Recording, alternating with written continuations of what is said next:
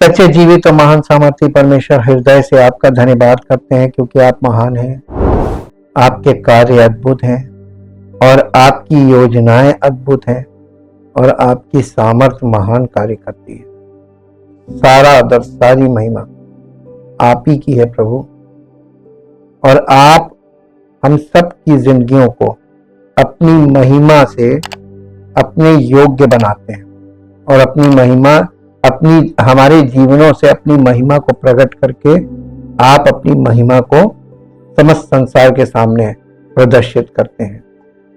मसीही जीवन आपकी महिमा का प्रदर्शन है, इसलिए हम आपका धन्यवाद करते हैं। सारी महिमा आपको मिले प्रभु यीशु मसीह के नाम से, आमीन।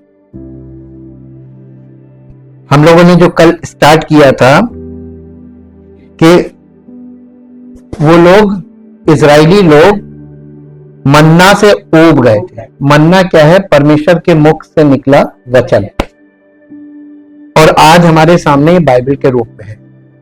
इससे ऊब जाना, इसको पढ़ने से नहीं, इसका वचन पवित्र आत्मा के नजरिए से जो सुना जाता है उसको सुनने से ऊब जाना, ये है स्पोकन वर्ड, उससे ऊब जाना। ये उनकी दशा थी शरीर की। अब ये पॉइंट नंबर 2 पे आ गए हैं। शारीरिक चीजों की लालसा करना पाप, शारीरिक चीजों के पीछे लगे रहना। गिनती की पुस्तक के 11 अध्याय का 4 पद से 9 पद तक पढ़ेंगे। गिनती 11 अध्याय और उसका 4 पद से 9 पद तक। फिर जो मिली जुड़ी भीड़ उनके साथ थी, वो कामुकता करने लगी, और इजरायली भी रोने और कहने लगे, हमें मांस खाने को कौन देगा? हमें वे मछलियां स्मरण हैं जो हम मिस्र में सेत मेत खाया करते थे, और वे खीरे और खरबूजे और गंदने और प्याज और लहसुन भी। परंतु अब हमारा जी घबरा गया है। यहाँ पर इस मन्ना को छोड़ और कुछ भी देख नहीं पड़ता। किस चीज से जी घबरा गया? मन्ना से। हाँ, मन्ना तो धनिये के समान था और उसका रंग रूप मोती का सा था। लोग इधर उधर जाकर उसे बटोरते और चक्की में पीसते या ओखली में कूटते थे, फिर तसले में पकाते और उसके फुलके बनाते थे, और उसका स्वाद तेल में बने हुए पुए के समान था। और रात को जब छावनी में ओस पड़ती थी तब उसके साथ मन्ना भी गिरता था। आपने गीत सुना होगा, मसीही गीत गाते हैं लोग कि अपनी ओस हम पर बरसा दे। ये एक्चुअली मन्ना के लिए बोला जाता है। मन्ना है परमेश्वर के मुख से निकला वचन। भावनाओं में बोल तो देते हैं लेकिन बहुत जल्दी परमेश्वर के वचन, हम आपको ज्यादा लंबी बात नहीं कर रहे। हम इस सेवकाई में इतनी अच्छी तरीके से ऑब्जर्वेशन से ये देखते हैं कि लोग कितनी जल्दी वचन सुनते सुनते ऊब जाते हैं। कोई टाइम देखने लगता, कोई इधर उधर इधर उधर। उनकी हरकतें बता देती कि ये अब ऊब रहे। तो बताइए, जीवन की ज्योति कहां से आएगी? मन्ना ही तो देगा। ये मन्ना हमारे अंदर वो ज्योति उत्पन्न करता है, आत्मा के फलों को उत्पन्न करता है। मन्ना से ही नफरत। गीत संगीत बहुत पसंद, वो 3 घंटे चले बैठे रहेंगे, तालियां बजा लेंगे, डांस कर लेंगे, लेकिन वचन से बहुत जल्दी उगते हैं। कोई ये कह नहीं सकता नहीं ऐसा नहीं है, यही है, ये सत्य है। लोग कैद में, जब ये लोग कैद में थे, गुलामी में थे मिस्र में, अपने जीवन के लिए तरस रहे थे। अपनी यात्रा की शुरुआत में भी लोगों ने परमेश्वर के मन्ना को अस्वीकार कर दिया और इसके बजाय मिस्र के दासत्व में अपने पिछले जीवन के लिए तरस रहे थे। इनको वहां आगे जब परमेश्वर की अगुवाई में चलना शुरू किया, देखिए मसीह जीवन में ठीक यही होता है, जिस दिन वो कलीसिया में आते हैं, समर्पण करते हैं, पहला दिन बड़ा अच्छा होता है, पहली बार जब आते हैं, जब अपने आप को समर्पित करते हैं, धीरे धीरे धीरे धीरे वो वचन से उबने लगते हैं। और वचन से उबने लगते हैं, अरे यार ये तो पश्चाताप के अलावा कोई बात ही नहीं करता। वचन तो हर समय पश्चाताप की बात करता है। वचन हर समय कहता है पश्चाताप करो, वचन हर समय कहता है समर्पण करो, वचन हर समय कहता बॉर्न अगेन। और इन तीन चीजों से लोग उबने लगते हैं, क्योंकि ना तो वो समर्पण करना मांगते हैं, ना वो पश्चाताप करना मांगते हैं, वो बॉर्न अगेन होना ही नहीं मांगते। और आत्मिक जन्म क्यों रुका रहता? परमेश्वर आपको बहुत जल्दी से स्पिरिचुअली बॉर्न अगेन क्यों नहीं करता? क्योंकि उसे मालूम है कि ये बॉर्न अगेन होने के बाद भी नहीं चलेगा। वो पहले ही लक्षण पता चल जाते हैं, इसलिए लंबा करता समय। जो धीरज धर के ठहरा रहेगा वो बॉर्न अगेन हो जाएगा, नहीं तो नहीं होगा। इसलिए बॉर्न अगेन होने में वक्त लगता है। अब कहां किस कलीसिया में लोग बॉर्न अगेन हो रहे हैं? ये सब वैसे ही बने जा रहे हैं जो लोगों ने कह दिया हम विश्वासी हैं, हो गए भैया। अब यहां से उनके जीवन से वो चीज सिद्ध नहीं हो रही है, इसलिए वो यहूदी लोग परमेश्वर के विरुद्ध बड़बड़ाते थे, बात बात में कुड़कुड़ाए। वो अपने पुराने जिंदगी को याद करते थे। अपने पुराने स्वभाव को शुद्ध करें, आप एक नई सृष्टि हैं। इजरायलियों के बीच भीड़ ने जानना चाहा कि उन्हें मांस कौन देगा। फिर भी उस समय मवेशियों और भेड़ों के झुंड उनके बीच यात्रा करते थे। जब ये लोग यात्रा में निकले थे, जंगल की यात्रा में जब ये लोग निकले थे मिस्र से, ये अपने सारे पशु लेकर निकले थे। शायद आपको मालूम हो या ना मालूम, पशु भी इनके साथ थे, क्योंकि मूसा ने कहा था फिरौन से कि हमारे पशु भी जाएंगे, क्योंकि हम परमेश्वर को पशु का बलिदान चढ़ाएंगे, तो इसलिए पशु भी जाएगा, एक तो खुर जाएगा। तो इनके साथ पशु तो थे, तो फिर ये क्यों कह रहे हैं परमेश्वर से कि मांस कौन देगा खाने? इनके पास खुद के पशु थे, ये जब भी चाहे काट के खा सकते थे। तो ये क्यों कह रहे थे परमेश्वर से कि हमें मांस कौन देगा खाने? यहां पर कुछ अलग ही बात है। यहां आत्मिक दृष्टिकोण पे आपको आना पड़ेगा। ये शारीरिक दृष्टिकोण से ही मसला हल नहीं होगा। निर्गमन की पुस्तक निकालिए, उसका 12 अध्याय का 38 पद निकालिए। निर्गमन 12 अध्याय और उसका 38 पद, 38 वर्ष।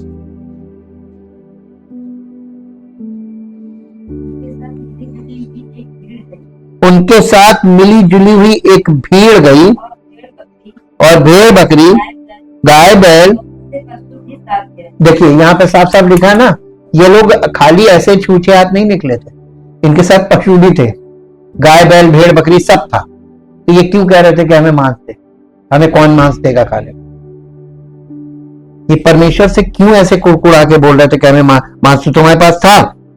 ये निर्गमन 17 अध्याय का 3 पद पढ़िए। 17 अध्याय का 3 पद है। फिर वहां लोगों को पानी की प्यास लगी। तब वे ये कहकर मूसा पर बुड़बुड़ाने लगे, तू हमें बाल बच्चों और पशुओं समेत प्यासा मार डालने के लिए मिस्र से क्यों ले आया? देखिए इसका मतलब पशु भी थे साथ में, प्रमाणित हो गया ना। इसी बाइबल के अंदर सब कुछ आपको मिलेगा, अलग कोई किताब जाने की जरूरत नहीं है। और इन लोगों ने लाल समुद्र में बचाए जाने के तुरंत बाद भी शिकायत करी। निर्गमन 16 अध्याय का 1 से 21 पद घर में पढ़िएगा, वहां पर ये कुड़कुड़ा रहे थे। ये लोग मिश्रित वंश के थे। ये मिली जुली भीड़ का मतलब है ये मिश्रित वंश के लोग थे। आज के युग में जो लोग हैं ये कैसे लोग हैं? मिश्रित वंश, कोई एक ब्लड लाइन नहीं आ रही क्लियर, सब मिश्रित है, सब मिक्स, हाइब्रिड। ये मिश्रित वंश के लोग थे, जैसे आजकल के लोग मिश्रित वंश के लोग हैं। कोई एक वंश नहीं आ रहा, आज सब मिक्स हो गया। उनकी वफादारी मिस्र और इजराइल यानी शरीर और आत्मा के बीच समान रूप से विभाजित थी। देखिए, ये मिस्र और इजराइल का मतलब है शरीर और आत्मा। मिस्र है शरीर और इजराइल है आत्मा। ये शरीर और आत्मा, हमने आपसे बोला था ना, इसका कुछ आत्मिक संकेत है और आत्मा के बीच समान रूप से विभाजित थी। जब हम मसीह को स्वीकार करते हैं तो बाइबल कहती है कि हम एक नई सृष्टि हैं। पुराने स्वभाव की इच्छाएं फीकी पड़ जानी चाहिए। रोमियो की पत्री उसका 6 अध्याय का 6 पद पढ़िए। रोमियो की पत्री का 6 अध्याय का 6 पद।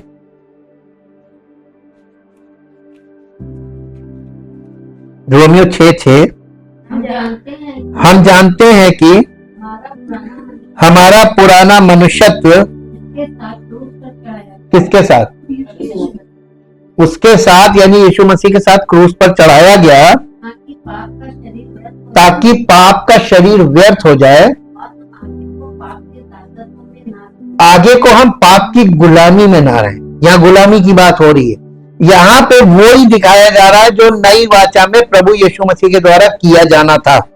जो इजराइलियों के साथ यहां पर हो रहा है वही अन्य जातियों के साथ कलीसियाओं में होने था। इसलिए पूरा हमने आपको बताया था ना, सारी पिक्चर्स रखी हुई हैं। अब इंसान को यही नहीं मालूम कि परमेश्वर ने सब चीजों को गुप्त रखा है। जो आज दिखावा कर रहे हैं उनकी पोले परमेश्वर खोल देगा। बंदा सही होना चाहिए, तब आपको पता चलेगा परमेश्वर ने सब कुछ खोल के रखा है। हालांकि कभी कभी मसीह की मदद के बिना शरीर की पुरानी इच्छाएं पूरी तरह से नहीं मिटती हैं या जलती हैं, भस्म नहीं होती है। इफिसियों की पत्री का 4 अध्याय का 22 पद पढ़िए। इफिसियों की पत्री 4 अध्याय 22 पद। कि तुम पिछले चाल चलन के पुराने मनुष्यत्व को जो भरमाने वाली अभिलाषाओं के अनुसार भ्रष्ट होता जाता है उतार डालो और अपने मन के आत्मिक स्वभाव में नए बनते जाओ और नए मनुष्यत्व को पहन लो जो परमेश्वर के अनुरूप सत्य की धार्मिकता और पवित्रता में सृजा गया है। ये नई सृष्टि ये है जिसने ये वाला मन आत्मिक स्वभाव प्राप्त कर लिया है और ये आपको आत्मिक जीवन के डेवलपमेंट से मिलेगा। कुलस्सियों की पत्री 3 अध्याय, कुलस्सियों की पत्री 3 अध्याय और 3 अध्याय का 9 पद पढ़िए। एक दूसरे से झूठ मत बोलो क्योंकि तुमने पुराने मनुष्यत्व को उसके कामों समेत उतार डाला। ये स्वभाव है जो हमने पहन रखा है, इसे उतार देना। यही हृदय का खतना करेगी, स्किन उतार देना। ये पुराना जीवन, इसकी अभिलाषाएं, इसकी इच्छाएं, इसके सारे इसकी क्रियाएं सब उतार देनी। कपड़े के समान, ये गंदे कपड़े जैसे उतार के फेंकते हैं और नहा धो के साफ कपड़ा पहनते, बिल्कुल परिवर्तित हो जाओ। जिंदगी में, दुनिया में लोग देखें तुमको कहीं ये वो नहीं है, ये बदल गया। आपको हमेशा शरीर के कामों और इच्छाओं से लड़ना चाहिए क्योंकि वे परमेश्वर को अस्वीकार्य हैं। गलातियों की पत्री का 5 अध्याय निकालिए। गलातियों की पत्री और उसका 5 अध्याय और 5 अध्याय का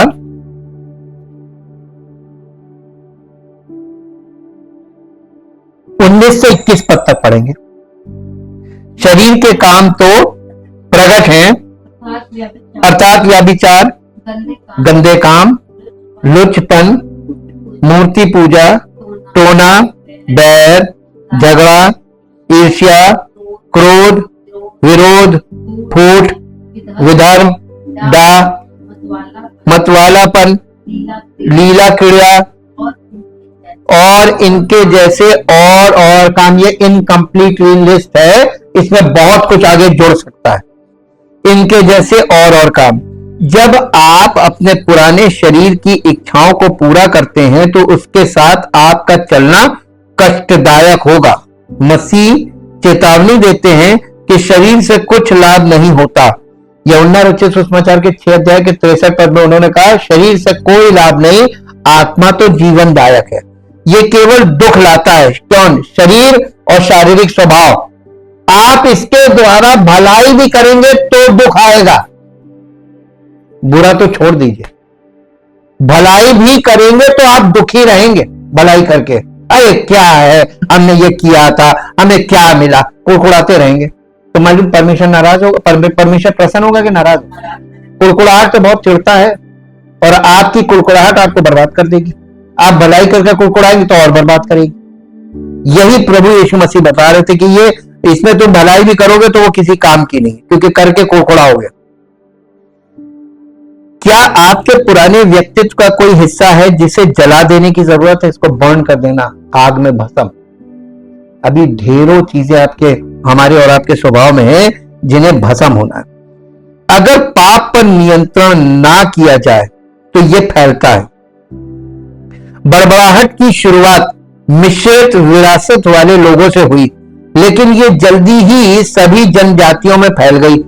यही बात तब भी सच थी जब यहूदियों ने अपनी यात्रा के पहले भाग के दौरान शिकायत की थी। अपने तीसरे विद्रोह के दौरान पूरी मंडली ने शिकायत की। निर्गमन 16 अध्याय का 2 पद पढ़िए। 16 अध्याय का 2 पद, निर्गमन 16 अध्याय और उसके 2 पद में क्या लिखा है? जंगल में इजराइलियों की सारी मंडली मूसा और हारून के विरुद्ध बकबक करने लगी। ये लोग बुड़बुड़ाने लगे थे बस शुरुआत में।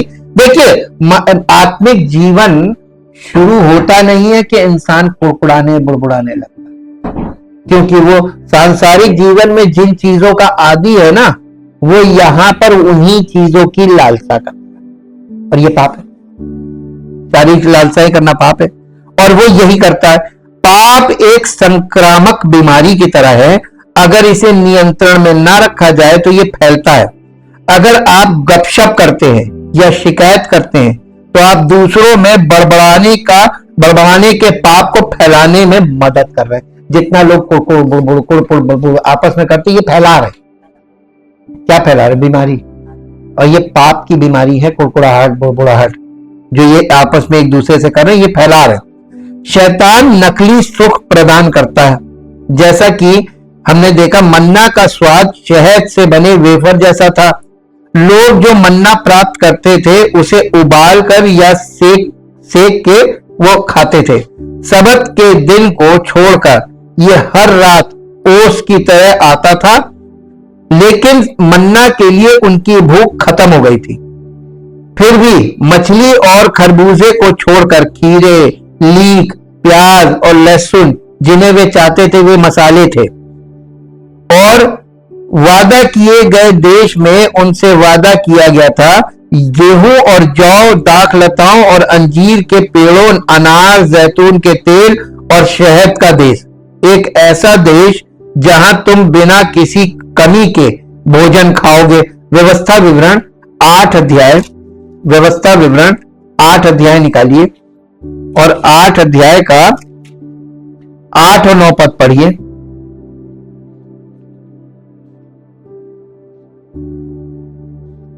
फिर वो गेहूं, जौ, दाख लताओं, अंजीरों और अनारों का देश है, और तेल वाले जैतून और मधु का भी देश है।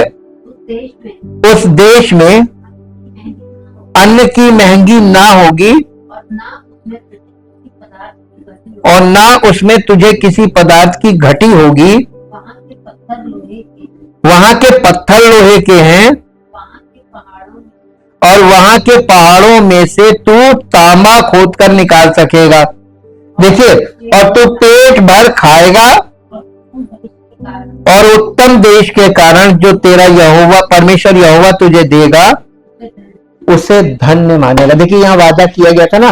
अब ये एक्सपेक्टेशन, ये स्पिरिचुअल प्रॉमिस था और एक्सपेक्टेशन फिजिकल था। वही जंगल में मांग रहे थे। परमेश्वर ने क्या कहा था? उस देश में मिलेगा तुमको। डेस्टिनेशन तक पहुंचना था, मंजिल, रास्ता, सफर तय नहीं किया, रास्ते में कुकड़ा। जैसे बच्चे नहीं, छोटे बच्चे रास्ते में ही फैलाने थे, अभी देखिए अभी देखिए अभी वही कर रहे थे। इसीलिए ये आपको बाइबल में कभी भी यहूदी लोग परिपक्व नहीं माने गए स्पिरिचुअली। चिल्ड्रन ऑफ इजराइल लिखा, इजराइल की संतान लिखा, कहीं नहीं लिखा कि वो परिपक्व हुए। वो कभी परिपक्व हुए ही नहीं। आत्मिक तौर पर फिजिकली परिपक्व थे, आत्मिक तौर पर परिपक्व नहीं हुए। और वहीं पर पूरा पुराना नियम खत्म हो जाता है चिल्ड्रन ऑफ इजराइल पर। कहां परिपक्व हुए? उनमें से एक ही परिपक्व था, उसका नाम है प्रभु यीशु मसीह। अब कलीसिया में जो लोग हैं ये आत्मिक तौर पर फिर वही बेबीज है ना। अब स्पिरिचुअली इन्हें भी मैच्योर होना, तो सेम कंडीशन जैसे वो कर रहे थे वैसे ये कर रहे। कोई फर्क आया? परमेश्वर का अनुग्रह और प्रेम उनके जीवन में भी दिखाई दे रहा है, यहां पर भी दिखाई दे रहा है। बिकॉज ऑफ कॉवेनेंट, वाचा के कारण। उसने वाचा बांधी है ना, वो वाचा में बंधा हुआ है। और ये इनसे ये वादा किया गया था कि तुम खाओगे, ये बंधन से भी मुक्त होंगे। शैतान चाहता था कि वे अपनी गुलामी, कोड़ों की मार और मिस्र में तपती धूप में की गई मेहनत को भूल जाएं। वो चाहता था कि वे इसके बजाय उसके नकली सुखों से चिपके रहें। लोग अक्सर मानते हैं कि मसीहों को जीवन का मजा छोड़ देना चाहिए, लेकिन ये सच नहीं है। परमेश्वर जो वादा करता है वो कभी खत्म नहीं होता।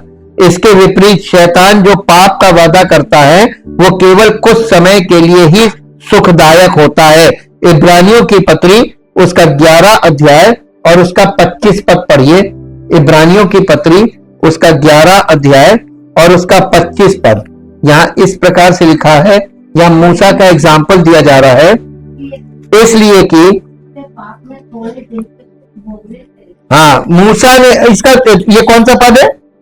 24 पढ़िए, 24 से क्लियर हो जाएगा।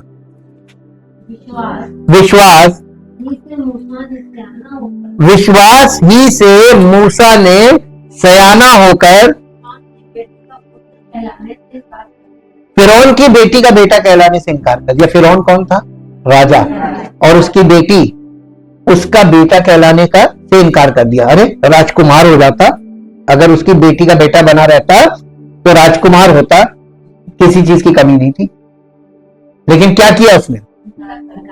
विश्वास ही से मूसा ने सयाना होकर, कब? मैच्योरिटी। बिना मैच्योरिटी के कोई व्यक्ति परमेश्वर की ओर निर्णय नहीं ले पाएगा। लिखा ये स्पिरिचुअल मैच्योरिटी थी। विश्वास से कौन सी मैच्योरिटी आती है? Spiritual maturity. इसीलिए लिखा विश्वास ही से मूसा ने सयाना होकर फिरौन की बेटी का पुत्र कहलाने से इनकार किया, इसलिए कि उसे पाप में थोड़े दिन के सुख भोगने से परमेश्वर के लोगों के साथ दुख भोगना अधिक उत्तम लगा। और इसीलिए वो इन लोगों को लेके जंगल के सफर पे निकला, इनकी अगुवाई कर रहा था। वो भी कष्ट भोग रहा था, क्योंकि ये कष्ट भोग रहे थे तो वो कौन सा सुखी था। लेकिन वो क्यों उसने ये निर्णय लिया था? उसने थोड़े समय के सुखमय जीवन के को छोड़कर परमेश्वर के साथ चलने के लिए, जब हम शारीरिक जीवन में परमेश्वर की इच्छा के अनुसार चलेंगे तो कष्ट होगा। इसीलिए यीशु मसीह ने साफ कहा, जो कोई मेरे पीछे आना चाहे वो अपना क्रूस उठाकर प्रतिदिन डेली बेसिस पे चलना है, मेरे पीछे बोले। कब कब? तो क्या प्रतिदिन आप चल सकते हैं अपनी क्रूस उठा? अपनी उठानी, उसकी नहीं। आप अपनी सब कष्टों को लेकर उसके पीछे चलिए। यीशु चेतावनी देते कि आप दो स्वामियों की सेवा नहीं कर सकते। कोई व्यक्ति नहीं कर सकता, जिसको जैसा कि मत्ती 6 अध्याय के 24 पद में लिखा हुआ है और लूका 16 अध्याय का 13 पद, कि कोई व्यक्ति दो स्वामियों की सेवा नहीं कर सकता। वो दो स्वामी कौन से हैं? एक शरीर है और एक आत्मा है। ठीक, ये दो स्वामी हैं। क्या आप अपने जीवन में उसके किसी नकली सुख से मोहित हो गए हैं?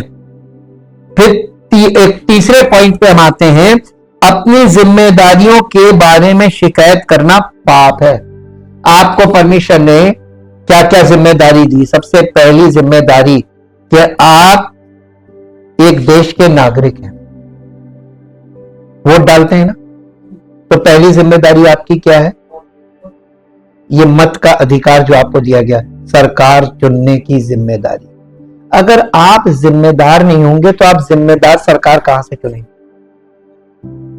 ये नैतिकता का क्वेश्चन है, ये नैतिकता का प्रश्न है। आपकी नैतिकता के आधार पर सरकार आपको मिलेगी। अब आप अपने नैतिक स्तर को देखिए और सरकार देखिए। आप ही ने वोट डाला और जो सरकार है उस सरकार के विरोध में फिर क्यों लोग होते हैं जब चुनाव लोग कर रहे हैं? ये नैतिकता का प्रश्न इसीलिए मैंने कह दिया कि ये नैतिकता का प्रश्न है या आपकी जिम्मेदारी से जुड़ा हुआ प्रश्न है। मूसा ने परमेश्वर के लोगों के बारे में शिकायत की। परमेश्वर ने मूसा को अपने लोगों का चरवाहा बनने के लिए चुना, लेकिन तब मूसा ने उस जिम्मेदारी के बारे में शिकायत की जो परमेश्वर ने उसे दी थी। और गिनती की पुस्तक निकालिए 11 अध्याय, उसका 10 से 17 पद पढ़िए। गिनती 11 अध्याय का 10 से 17 पद। ये 11 अध्याय से सारे पॉइंट निकल रहे हैं, 10 से 17। और मूसा ने सब घरानों के आदमियों को अपने अपने डेरे के द्वार पर रोते सुना, और यहोवा का कोप अत्यंत भड़का और मूसा को भी बुरा मालूम हुआ। तब मूसा ने यहोवा से कहा, तू अपने दास से ये बुरा व्यवहार क्यों करता है? और क्या कारण है कि मैंने तेरी दृष्टि में अनुग्रह नहीं पाया कि तूने इन सब लोगों का भार मुझ पर डाला है? किस पर? मूसा कह रहा मुझ पर डाला है जी। क्या ये सब लोग मेरी ही कोप में पड़े थे? देखिए कितनी बड़ी बात मूसा कह रहा है। ये क्या मेरे जन्माए हुए हैं जी? क्या मैं ही ने उनको उत्पन्न किया जो तू मुझसे कहता है कि जैसे पिता दूध पीते बालकों को अपनी गोद में उठाए उठाए फिरता है, वैसे ही मैं इन लोगों को अपनी गोद में उठाकर उस देश में ले जाऊं जिसके देने की शपथ तूने उनके पूर्वजों से खाई है। मुझे इतना मांस कहां से मिले कि इन सब लोगों को दूं? ये कह कहकर मेरे पास रो रहे हैं कि तू हमें मांस खाने को दे। मैं अकेला इन सब लोगों का भार नहीं संभाल सकता, क्योंकि ये मेरी शक्ति के बाहर है। और जो तुझे मेरे साथ यही व्यवहार करना है तो मुझ पर तेरा इतना अनुग्रह हो कि तू मेरे प्राण एकदम ले ले, जिससे मैं अपनी दुर्दशा ना देखने पाऊं। यहोवा ने मूसा से कहा, इजरायली पुरनियों में से 70 ऐसे पुरुष मेरे पास इकट्ठे कर जिनको तू जानता है कि वे प्रजा के पुरनिय हैं और उनके सरदार हैं, और मिलाप वाले तंबू के पास ले आ कि वे तेरे साथ यहां खड़े हों। तब मैं उतर कर तुझसे वहां बातें करूंगा, और जो आत्मा तुझ में है उसमें से कुछ लेकर उनमें समवाऊंगा, और वे इन लोगों का भार तेरे संग उठाए रहेंगे, और तुझे उसको अकेले उठाना ना पड़ेगा। और लोगों से कह, कल के लिए अपने को पवित्र करो, तब तुम्हें मांस खाने को मिलेगा। देखिए परमेश्वर क्या कह रहा है मूसा से। ये कह रहा है मूसा अकेले इतने 6.5 लाख पुरुष की संख्या, केवल पुरुषों की संख्या अगर स्त्री और बच्चे मिलाए जाए एक अनुमान के अनुसार तो 12 से 15 लाख लोग थे। एक व्यक्ति, एक लीडर इतनी बड़ी भीड़ की, इतने बड़े मौत की अगुवाई कर सकता अकेले? तो परमेश्वर ने कहा कि अब तू मूसा से कहा तुम जाके चुनो 70 अगुओं को चुनो, जिन्हें तुम सोचते हो कि वो तुम्हारे साथ मिलकर इस सेवकाई को करने को तैयार हैं। ऐसे 70 पुरुषों को चुनो। मूसा ने 70 पुरुष चुने। किसको चुनना था? मूसा को चुनना था ना, सेवक को। परमेश्वर ने नहीं चुना। किसने चुना? परमेश्वर ने मूसा से जिम्मेदारी के साथ बोला था, जाओ तुम चुनो। और मूसा ने जब 70 अगुओं को चुना तो उन 70 अगुओं को मूसा के साथ मिलाप वाले तंबू के पास आना था, परमेश्वर की उपस्थिति में। और परमेश्वर की उपस्थिति के पास आना था, और वहां पे परमेश्वर क्या कह रहा करने को? मैं तुझ में से, किसमें से? मूसा, मूसा तुझ में से आत्मा लेकर वही आत्मा उन 70 लोगों में समाऊंगा। क्यों? एक ही आत्मा वाले लोग होने चाहिए सेवकाई। कैसे होने चाहिए? एक आत्मा। वो एक आत्मा जो मूसा में थी, उसी आत्मा में से सारे सेवकों को अभिषेक करूंगा ताकि वो तेरे साथ मिलकर ये काम करें। अब आप इधर मूसा को छोड़ दीजिए, नई वाचा में आइए। नई वाचा में प्रभु यीशु मसीह मूसा की जगह। अब प्रभु यीशु मसीह के सेवकों का अभिषेक किससे होगा? मूसा की आत्मा से मूसा के जो सहयोगी थे, सेवा करने वाले, उनको अभिषेक किया गया। तो मसीह के सेवक कैसे अभिषेक किए जाएंगे? किसकी आत्मा में? हैं? तो वो आत्मा किसमें से निकलेगी? वहां पे तो मूसा में से निकाल के उनमें डाली गई थी, और यहां पर किसमें से निकाली जाएगी? हैं? अरे वहां पे मूसा था, मूसा की में से आत्मा निकालकर उन 70 पे डाल रहा है। तो नई वाचा में यीशु मसीह है, तो मसीह का आत्मा। तो यहां पे चुनाव कौन करेगा? वहां मूसा ने चुना था। हाँ, तो यीशु मसीह, इसीलिए नए नियम में लिखा है कि उसने लोगों को, सेवकों को नियुक्त करके रखा, और पिता अपने मसीह का आत्मा उन पर उंडेलता। अभिषेक पिता करेगा, यीशु मसीह अभिषेक नहीं करता, अभिषेक पिता करेगा। अनॉइंटिंग पिता की ओर से आएगी, और जिसको पिता अनॉइंट करेगा वही अनॉइंटेड यीशु मसीह के साथ से, यानी ये अनॉइंटिंग भी तो यीशु मसीह में है। आपको, आप मसीह के साथ नहीं है तो अनॉइंटिंग नहीं।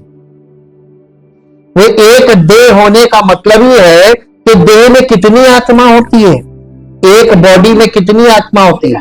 तो मसीह की देह में कितनी आत्मा होगी? एक। वो किसकी आत्मा? मसीह की आत्मा, परमेश्वर की आत्मा। तो आज आप मसीह की देह अर्थात कलीसिया में कितनी आत्माएं देख रहे हैं?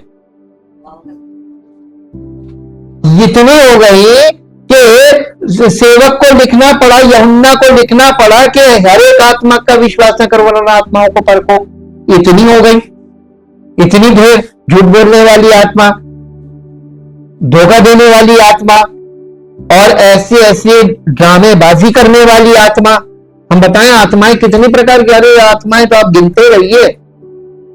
ऐसे ऐसे काम करने वाली, ऐसी ऐसी बातें करने वाली आत्माएं, कारीगरी वाली आत्माएं भी हैं। हर तरीके की आत्मा का मतलब माइंड होता है, कैसे कैसे माइंड के लोग। और पवित्र आत्मा, कहते पवित्र आत्मा मिल गया। इसी को आपको पुराने नियम से ये देखने को मिलता है कि परमेश्वर के सामने ये जो चल रहा है, ये परमेश्वर के सामने सब फेल है, और ये ग्रहण योग्य नहीं होंगे इसमें से एक भी नहीं। और ये इतना सरल भी नहीं है, और ये बिल्कुल सरल, दोनों बातें। उन लोगों के लिए जो शारीरिक तौर पर इसमें चलना चाह रहे हैं, उनके लिए बिल्कुल भी सरल नहीं है, और जो बॉर्न अगेन है उनके लिए बिल्कुल सरल, बच्चे के नहीं। तभी तो यीशु मसीह ने एकदम सिंपल चीज की, 100 बात की एक बात, जब जो कोई बच्चे की नाई ना बने तो स्वर्ग राज्य में प्रवेश नहीं पाएगा। सिंपल, बच्चा बनना पड़ेगा, सीखना पड़ेगा। बच्चा बनने का मतलब आपको डांट भी पड़ेगी, आपको सिखाया जाएगा, डांट डांट के सिखाया जाएगा, और परमेश्वर आप गलती करेंगे तो पनिश भी करे, और पनिशमेंट के साथ आप सीखेंगे, और जब सीखेंगे तो परफेक्ट सीखेंगे। ये है। अब देखिए, जिम्मेदारी एक सम्मान है। मूसा उस विशेषाधिकार के लिए आभारी नहीं दिखाई दिया जो परमेश्वर ने उसे लोगों का नेतृत्व करने के लिए दिया था। वो उन लोगों से कम पापी नहीं था जो मिस्र की चीजों के लिए तरस रहे थे। यानी जो ये कह रहे थे हमें मांस खाने को दे, हमें मांस, वो तो पापी थे ही, लेकिन मूसा उनसे कम पापी थोड़ी ना था। मूसा तो एक मर्डर कर चुका था, मिस्र में मर्डर किया था उसने, और मर्डर करके भागा था, और मर्डर करके भागा था उसने, मिस्र में मर्डर किया था। वो एक हत्यारा था, और उसके साथ और भी बहुत सी समस्याएं थी। उसने भी पाप किया था। उसने एक मिस्री की हत्या की थी, जो कहीं ज्यादा गंभीर अपराध था। अगर आपको कोई नौकरी, परिवार या अन्य जिम्मेदारियां दी गई हैं और आप अपने बोझ के बारे में शिकायत करते हैं, तो आप परमेश्वर के खिलाफ शिकायत कर रहे हैं। क्या आप माता पिता या अगुआ होने के विशेषाधिकार के लिए धन्यवाद दे रहे हैं, या क्या आप अपने कर्तव्यों के बारे में शिकायत कर रहे हैं? अगर आप घर के मुखिया हैं तो एक जिम्मेदार पिता भी है, एक जिम्मेदार पति भी है, और एक जिम्मेदार भाई भी है, और एक जिम्मेदार सेवक भी है। ये सारी जिम्मेदारियां आपके ऊपर लदी हैं। अब आप बताइए, कुड़कुड़ाएं खड़े हो अपने परिवार के बारे में सारी, तो ये जिम्मेदारी तो आपकी है ना, और आप ही कुड़कुड़ा रहे, तो सीधे सीधे आप घेरे में आ रहे कि तुमने सही तरीके से इन चीजों को हैंडल नहीं किया, और आज तुम इन्हीं बातों के विषय में कुड़कुड़ा रहे हो। बताइए, परमेश्वर किसको पकड़ेगा? वो घर के मुखियाओं को पकड़ता है। उसमें मुखिया कौन होता है? पुरुष, उसी को पकड़ता है। तुम्हारी कमजोरी, तुम्हारी गलतियां जिसके कारण आज तुम्हारा परिवार ऐसा है, जिम्मेदारी, तो ये जिम्मेदारियों से भाग नहीं सकते। सेवकाई तो लास्ट में आती है, पहले परिवार है, और परिवार से आपकी जिम्मेदारी शुरू हो जाती है। और इसीलिए नए नियम में आप देखेंगे, परमेश्वर का सेवक को लिखा है कि वो एक ही पति का पति, एक ही पत्नी का पति हो, उसके बच्चे विश्वासी हो, और घर का अच्छा प्रबंध करता। देखिए, जिम्मेदारी वाले व्यक्ति को पकड़ रहा है। आज आप देख लीजिए, आज के सेवक,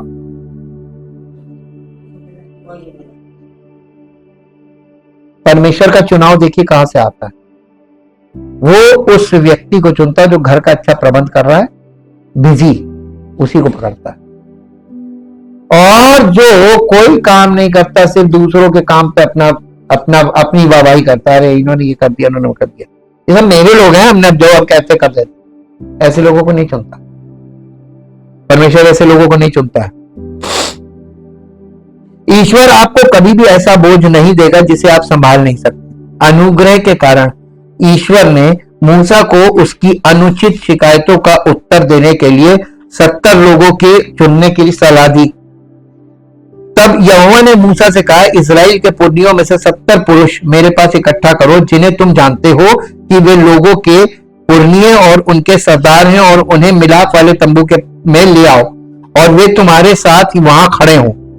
तब मैं उतरकर वहां तुम्हारे साथ बातें करूंगा, और जो आत्मा तुम पर है, जो आत्मा तुम में है नहीं, जो आत्मा तुम पर है, क्योंकि पुराने नियम में आत्मा अंदर नहीं होती थी, आत्मा ऊपर आती थी सेवकाई के लिए। जो आत्मा तुम पर है उसमें से कुछ निकाल कर, कितना? कुछ निकाल कर उन पर डालूंगा, और वे तुम्हारे साथ लोगों का बोझ उठाएंगे, ताकि तुम उसे अकेले ना उठा सको। और ये आपको मिलेगा गिनती 11 अध्याय के 16 और 17 पद में है। ईश्वर ने मूसा को पहले हारून दिया था जब मूसा ने जलती हुई झाड़ी पर शिकायत की थी, लेकिन जब उसने कहा था ना कि मैं बोलने में भद्दा हूं, मैं तो ठीक से बोल भी नहीं पाता हूं, मैं नहीं जाऊंगा, मैं नहीं कर पाऊंगा, पहली चीज तो वहीं पर पल्ला झाड़ रहा था। तो परमेश्वर का देख, बहानेबाजी नहीं चलेगी, जाना तुझी को पड़ेगा, तुझे बोलना नहीं पड़ेगा, तुझको अपने भाई को बोलना, हारून को, और हारून बात कर लेगा। और अगर हारून वही नहीं बोलेगा जो तूने बोला है, जो मैंने तुझको बोला है, तूने हारून को बोला, और अगर हारून ने वही बात आगे नहीं बोली, तो हारून बीच से कट कर दिया जाएगा। लेकिन मैं तुझसे हिसाब लूंगा, हिसाब मूसा से लिया जाता। देखिए कितना खतरनाक काम है। मान लीजिए जिम्मेदारी हमारे पास है सेवकाई, और हम अपनी जगह किसी और को नियुक्त करके अपने टूर पे निकल जाए, हम भैया आ रहे हैं, अब तुम संभाल लेना। कितना बड़ा रिस्क का काम है। मेरे पीठ पीछे जो भी गलतियां होंगी उसकी जिम्मेदारी, हिसाब किससे लिया जाएगा? इसलिए यह काम सेवकाई में कभी नहीं करना चाहिए। आपको रिपोर्ट डायरेक्ट करनी है, परमेश्वर उससे हिसाब नहीं लेगा आपसे। ऐसे ही घर के मुखिया से परमेश्वर हिसाब लेगा। हर परिवार का मुखिया, उस घर का हिसाब उस मुखिया से लिया जाएगा। अब आप यहां पर देखिए, ईश्वर ने मूसा को पहले हारून दिया था जब मूसा ने जलती हुई झाड़ी पर शिकायत की थी, लेकिन हारून ने बाद में सोने का बछड़ा बना दिया था। हिसाब किससे लिया गया? मूसा से। ठीक। 70 लोगों की सलाह बाद में सनहेड्रिन बन गई। ये जो 70 लोग मूसा के द्वारा चुने गए थे, ये बाद में सनहेड्रिन बन गए। आज तक सनहेड्रिन कहलाता है वो। और ये 70 लोगों की एक काउंसिल है सनहेड्रिन, वो निकाय जिसने मसीह को झूठा दोषी ठहराया। ये जो मूसा के द्वारा चुने 70 हुए थे, ये बाद में सनहेड्रिन बने। और सनहेड्रिन जब यीशु मसीह आया था, इसका मुकदमा चल रहा था, इसी सनहेड्रिन ने यीशु मसीह को झूठा दोषी ठहरा दिया। देखिए मूसा के द्वारा नियुक्त किए गए लोगों ने क्या क्या किया। हिसाब किससे? मूसा से। इसीलिए मूसा को कहा गया था तुम उस देश में प्रवेश नहीं करने पाओगे, इसी पार। आप देखिए तो ये परमेश्वर कैसे काम कराता है। इस प्रकार मूसा के पास शिकायत करने या ये मानने का कोई कारण नहीं था कि वो मदद के लिए ईश्वर की ओर नहीं मुड़ सकता। परमेश्वर आपको कभी भी ऐसा बोझ नहीं देगा जिसे आप संभाल नहीं सकते। तुम किसी ऐसी परीक्षा में नहीं पड़े जो मनुष्य के सहने से बाहर हो, और परमेश्वर सच्चा है, वो तुम्हें सामर्थ से बाहर परीक्षा में नहीं पड़ने देगा, वरन परीक्षा के साथ बचने का मार्ग भी निकालेगा कि तुम उसे सह सको। पहला कुरिन्थियों 10 अध्याय उसका 13 पद। पहला कुरिन्थियों 10 अध्याय उसका 13 पद पढ़ दीजिए। पहला कुरिन्थियों 10 अध्याय 13 पद। तुम किसी ऐसी परीक्षा में नहीं पड़े जो मनुष्य के सहने से बाहर है। परमेश्वर सच्चा है,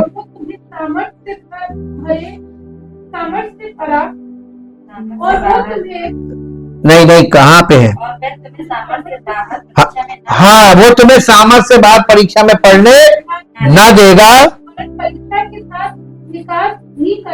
वरन परीक्षा के साथ निकास भी करेगा कि तुम सह सको। और शैतान, आप जब परमेश्वर आपको टेस्ट करता है तो शैतान आपको प्रलोभन देता है। अरे इधर आओ, हम तो ये कहां पड़े चक्कर में। देखा, परमेश्वर आपको कोई चीज रोक रहा है, ये नहीं मिलेगी, पहले तुम ये अपने आप को सिद्ध करो। शैतान कह रहा मैं दे रहा हूं, इधर आ जाओ। ज्यादातर लोग किधर जाएंगे? वो शारीरिक चीजें लेके खड़ा है, यहाँ आत्मिक है तो कहेंगे अरे छोड़ो, आत्मिक को छोड़ो, शारीरिक में चलो, अभी का मजा ले लो। ये वाली बात है। यदि आप उसे अपने कार्य दूसरों को देने के लिए बाध्य करते हैं तो आपको परिणाम पसंद नहीं आ सकता है। इसलिए अगली बार जब आप शिकायत करने के लिए प्रलोभित हो तो धन्यवाद दें। जब आपको शिकायत करने का मन करे तो धन्यवाद दें। मूसा ने 70 बुजुर्गों को चुना था, ठीक है। ये 1739 की बात है और इसके विषय में बहुत ढेर सारे आपको वो उनमें जाने में कोई फायदा नहीं है, वो नोट्स मिलते हैं, लेकिन हमको जो सही, जो हमारी जानकारी के लिए जितना उपयुक्त है उतनी जानकारी हमको परमेश्वर के वचन से मिल रही है। अपने अगुओं के लिए दया और प्रार्थना करें। लोगों की लगातार शिकायतें मूसा के लिए भी सहन करने लायक नहीं थी। जब आपकी कलीसिया आपके कलीसिया के सेवक के खिलाफ आप बड़बड़ाते हैं तो आपका अगुआ जो है, सेवक, वो भी दबाव में झुकने के लिए कम प्रवण नहीं होता। आखिरी बार आपने अपने अगुए के बारे में शिकायत करने के बजाय प्रार्थना कब की थी? यानी आपने अपने सेवक के लिए कब प्रार्थना की थी लास्ट टाइम? लोग नहीं करते हैं, सेवक के लिए प्रार्थना कभी नहीं करते हैं, अपने लिए करते हैं। और आपको अपने सेवक के लिए प्रार्थना करनी चाहिए कि नहीं करनी चाहिए? उसे आपकी प्रार्थनाओं की आवश्यकता है कि परमेश्वर आपसे ये फीडबैक लेना मांगता है कि आपको जो सेवक परमेश्वर ने दिया है उसके साथ आपको कैसा महसूस हो रहा है, आप उसको क्या समझ रहे हैं, वो आपके लिए कितना उपयोगी है। जब आप प्रार्थना करेंगे, आपके अंदर से जो शब्द निकलेंगे, जो भाव निकलेगा, जिस भाव से आप प्रार्थना करेंगे, तो परमेश्वर को फीडबैक मिलेगा कि सेवक सही कर रहा है कि गलत कर रहा है। देखिए, हर व्यक्ति का जो ऊपर अधिकारी बैठा होता है, जब लोग उस अधिकारी को, ऊपर वाले अधिकारी को कहते हैं भैया ये बहुत अच्छे हैं, ये सेवक, हम लोग को इनसे बहुत फायदा हो रहा है, तो ऊपर बैठे अधिकारी को भी अच्छा लगता है कि हाँ यार बंदा सही काम कर रहा है, फीडबैक होता है। परमेश्वर लोगों से फीडबैक लेना मांगता, कलीसिया के लोगों से। और फिर इसके बाद चौथा पॉइंट, लोलुपता एक पाप है। लोलुपता, ललायित रहना, काश ये मिल जाता, काश ये मिल जाता, ये लोलुपता है। परमेश्वर ने लोगों को उस मांस पर लिप्त होने की पेशकश की जिसे वे खाने के लिए ललायित थे, लोगों को यह दिखाने के लिए कि उन्हें शरीर की नहीं बल्कि उसकी चीजों के लिए ललायित होने की जरूरत है। परमेश्वर ने लोगों को पूरे 1 महीने तक मांस पर पेट भरने की पेशकश की। और ये निकाल लीजिए, आपको मिलेगा गिनती 11 अध्याय को 18 से 20, 18, 19, 20 पद है। गिनती 11 अध्याय का 18, 19, 20 पद। और लोगों से कहे कल के लिए अपने को पवित्र करो, तब तुम्हें मांस खाने को मिलेगा, कि क्योंकि तुम यहोवा के सुनते हुए ये कह कर रोए हो कि हमें मांस खाने को कौन देगा, हम मिस्र ही में भले थे, इसलिए यहोवा तुमको मांस खाने को देगा और तुम खाना। फिर तुम 1 दिन या 2 दिन या 5 या 10 या 20 दिन ही नहीं, महीने भर। ये प्यार से दे रहा कि गुस्से में दे रहा? पता चल गया ना, गुस्से में दे रहा। अब बताइए, परमेश्वर कोई चीज अगर खिसिया के गुस्से में दे रहा आपकी जिद पे, वो चीज आपको फलेगी कि नुकसान करेगी? जानना चाहेंगे इनको क्या नुकसान हुआ? इनको क्या नुकसान हुआ था? मेरे साथ निकाल लीजिए भजन संहिता 106 अध्याय का 15 पद पढ़िए। भजन संहिता 105 के 106, 106 का 15 पढ़िए। तब उसने उन्हें मुंह मांगा वर तो दिया, क्या किया? इसका 13 पद से पढ़िए। नहीं, और थोड़ा ऊपर आ जाइए, 9 पद से पढ़िए। तब उसने लाल समुद्र को घोंका और वो सूख गया, और वो उन्हें गहरे जल के बीच से मानो जंगल में से निकाल ले गया। उसने उन्हें बैरी के हाथ से उबारा और शत्रु के हाथ से छुड़ा लिया, और उनके शत्रु जल में डूब गए, उनमें से एक भी ना बचा। तब उन्होंने उसके वचनों का विश्वास किया और उसकी स्तुति गाने लगे। कितनी देर लगी? इधर प्रेज एंड वर्शिप और वो सब कुछ होता है, जैसे ही खत्म होता वैसे ही देखिए झट उसके कामों को भूल जाते। आ जाते अपनी पे जी, वो झट उसके कामों को भूल गए और उसकी युक्ति के लिए ना ठहरे। उन्होंने जंगल में अति लालसा की और निर्जल स्थान में परमेश्वर की परीक्षा की। तब उसने उन्हें मुंह मांगा वर तो दिया, परंतु उनके प्राण को सुखा दिया। उन्होंने छावनी में मूसा के और यहोवा के पवित्र जन हारून के विषय में डाकी।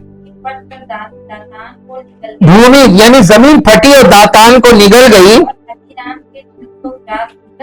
और अभिराम के झुंड को ग्रस लिया, और उनके झुंड में आग भड़क उठी और दुष्ट लोग लौ से भस्म हो गए। यानी जैसे जैसे वो अनाज्ञाकारिता कर रहे थे, जिदबाजी कर, वैसे वैसे वो मर रहे थे, मार दे रहा था, ताकि कलीसिया के लोग जब ये इतिहास देखें तो ये समझ जाए कि परमेश्वर के साथ चलना है तो बिल्कुल ओबीडियंट बन के चलना, उनके जैसे नहीं जैसे। और आज मालूम कलीसिया में लोग ऐसे ही हैं जैसे वो इजरायली थे, ठीक ठीक वही हरकतें कर रहे हैं, सब शारीरिक चीजों की लालसा कर रहे हैं, सब ऐसे ही।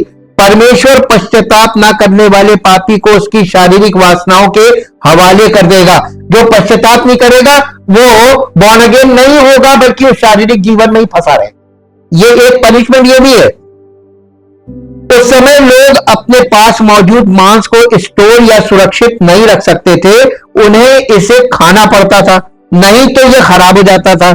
परमेश्वर ने शिकायत करने वाले यहूदियों को एक पूरे महीने तक मांस देने का वादा किया, जब तक कि ये लोगों की नाक से बाहर न निकल जाए। उसने वादा किया कि ये उनके लिए घृणित हो जाएगा। 11 अध्याय का 20 पद पढ़िए, गिनती 11 अध्याय 20 पद।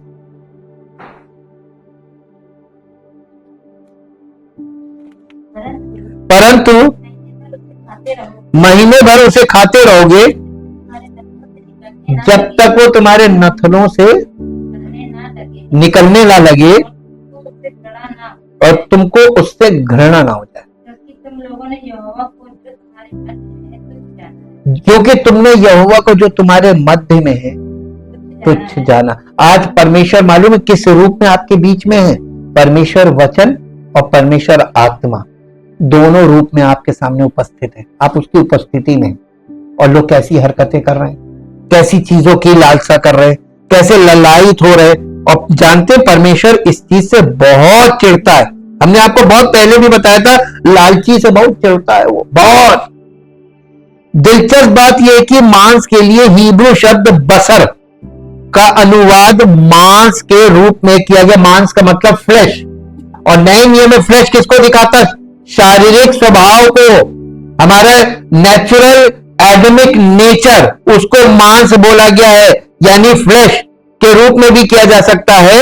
यदि आप शरीर के माध्यम से तृप्ति चाहते हैं तो परमेश्वर अंततः आपको आपकी इच्छाओं के हवाले कर देगा। रोमियो की पत्री पहला अध्याय उसका 27 पद पढ़िए जरा। रोमियो की पत्री पहला अध्याय और उसका 27 पद, पहला अध्याय 27 पद।